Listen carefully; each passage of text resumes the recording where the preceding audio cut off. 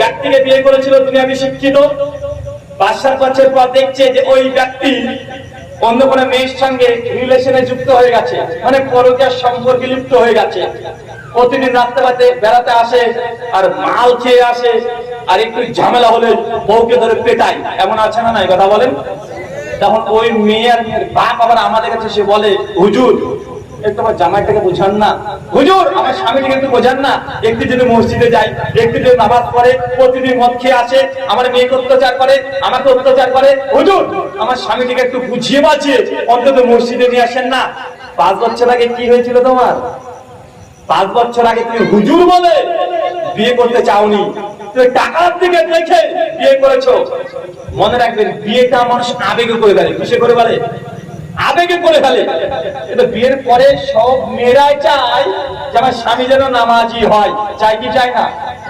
চাই কি চায়?